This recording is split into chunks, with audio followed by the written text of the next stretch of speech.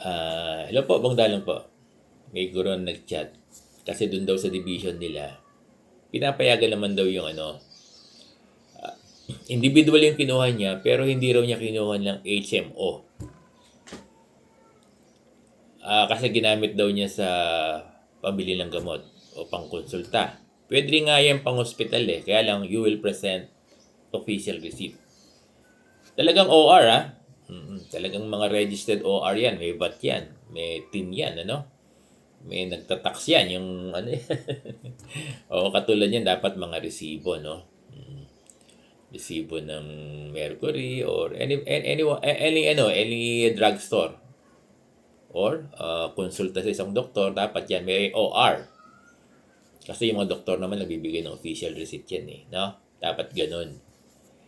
Yung daw mga OR na pinresensya sa division office, hindi saktong 7,000. Parang mas mababa sa 7,000. Parang nasa 4,000 lang. Ganyan. Hindi niya na-liquidate. Hindi siya nakapag-present ang buong 7,000. Ang tinatanong niya sa akin kung ganun daw ba talaga. Alam niyo kasi, kung kinuha niyo kasi HMO card, wala na kayong problema kahit ang kinuha niyong HMO card ay 3,000 o 4,000. Meron pa nga kumuha ng 1,000.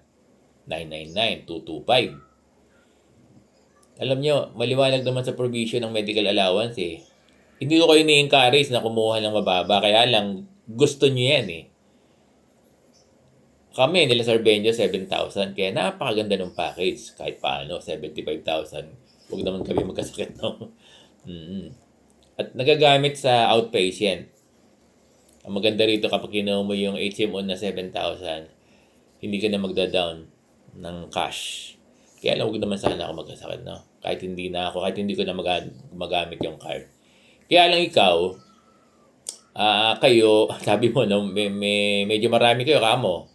Ang kinuha nyo ay hindi kayo nag-avail ng HMO card bagkos ginamit mo o ginamit nyo sa pambili ng gamot o pangkonsulta. Tapos hindi siya umabot ng 7,000. Ngayon, ayaw pumayag ng division office mo. Di ba?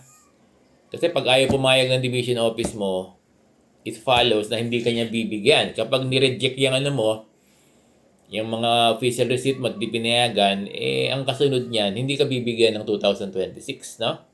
Ganun yan Kaya lang dapat nagbibigay na, no? Kailan ba nangyari yan? O ngayon pa lang ba kayo nagli-liquidate? Hindi, ang liquidation kasi every, January. So, ganun. Kung kinuha mo yan ng HMO, no matter what the amount sabi doon, yung sobra sa'yo na.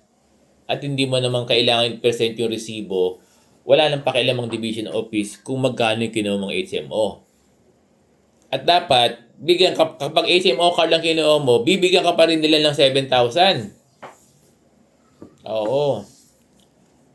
Itong 2026, ito raw, yung teacher na nag-ano sa atin, nag-chat sa atin, ayaw daw pumayag ng division nila kasi hindi raw kumpletong 7,000 yung mga resibo niya.